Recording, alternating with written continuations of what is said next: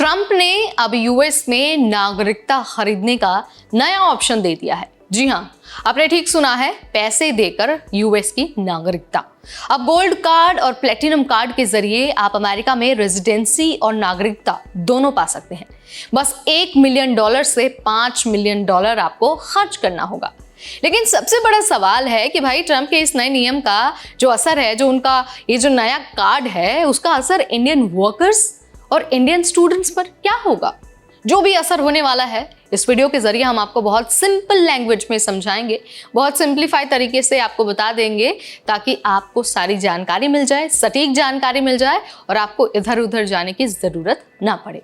तो चलिए फटाफट आपको सब बता देते हैं इसी वीडियो में।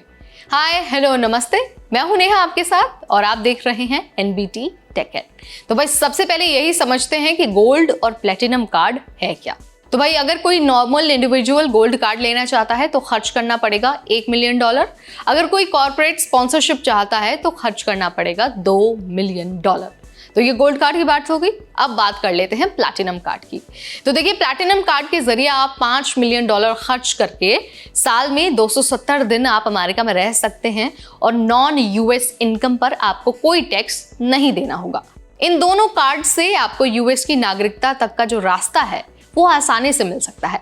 साथ में ट्रंप का ये भी कहना है कि इससे जॉब क्रिएटर्स आएंगे और जो नेशनल डेट है वो कम हो जाएगा। और हाँ, ये EB-5 इन्वेस्टर वीजा को रिप्लेस करेगा, जो पहले $1 मिलियन और 10 एम्प्लॉयज रिक्वायरमेंट था। ट्रंप का लॉजिक सिंपल है, अमेरिका को अमीर इन्वेस्टर्स चाहिए, मिडिल क्लास स्किल्ड वर्कर्स अब नहीं चाहिए।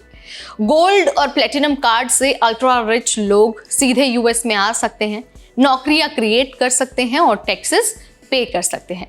ट्रंप ने मजाक में कहा कि अगर हम 1 मिलियन प्लैटिनम कार्ड बेचते तो हमें $5 ट्रिलियन मिल जाएगा। बेसिकली ये नागरिकता फॉर सेल वाला स्कीम है, लेकिन क्रिटिक्स यहाँ पर ये कह रहे हैं कि ये बहुत ज्यादा लॉलेस है और कोर्ट में इसे चैलेंज किया जा सकता है।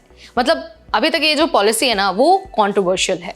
अब सीधे बात करते हैं भारतीयों की। भारतीयों के लिए इन दोनों कार्ड्स का मतलब क्या है। तो देखिए, एम्प्लॉयमेंट बेस्ड वीजा जो है वो तो खत्म हो गया है।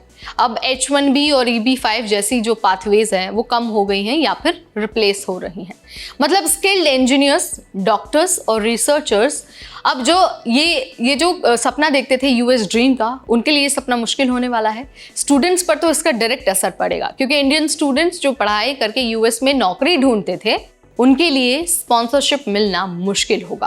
कंपनीज सिर्फ हाई पेइंग इन्वेस्टर्स पर ही अब फोकस करने वाली हैं। वहीं जो आईटी कंपनीज हैं उनका भी हेडेक बढ़ गया है। इन्फोसिस, विप्रो और टीसीएस जैसी जो बड़ी इंडियन आईटी फर्म्स है ना, उनको भी इस नियम के बाद परेशानी होने वाली है। पहले ये अपने एम्प्लॉयज को ऑन साइट भेजते थे, लेकिन अब इतने हाई कॉस्ट वाले गोल्ड या फिर प्लेटिनम कार्ड से हर प्रोजेक्ट महंगा हो जाएगा। इसके अलावा जो रिमोट वर्क का कल्चर है वो बढ़ सकता है। कंपनीज सोचेंगे कि भाई हम क्यों इनको ऑन साइट भेजें, इंडिया से हम रिमोटली काम करवा सकते हैं। इसका मतलब है कि ऑन साइट इंडियन जॉब्स कम होंगी और रिमोट जॉब्स बढ़ सकती हैं।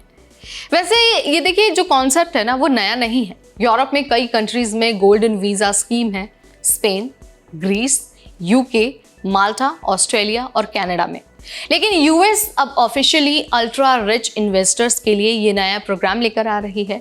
स्किल्ड मिडिल क्लास वर्कर्स के लिए रास्ता मुश्किल होने वाला है। यूएस टेक सेक्टर को भी असर पड़ेगा, क्योंकि टैलेंट बेस श्रिंक हो सकता है। इसके अलावा इंडिया यूएस रिलेशन पर भी इंपैक्ट पड़ सकता है, क्योंकि इंडिया सबसे बड़ा H-1B कंट्रीब्यूटर है। मतलब अगर आप अमीर नहीं हैं तो यूएस ड्रीम अब और ज्यादा आपके लिए महंगा और मुश्किल हो गया है। तो भाई ये थी ट्रंप की गोल्ड और प्लेटिनम कार्ड स्कीम की पूरी कहानी।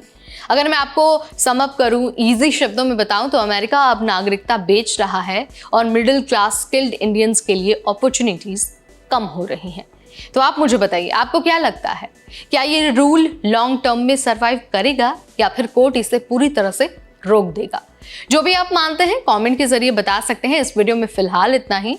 Till then, this is me Neha Upadhyay, signing of.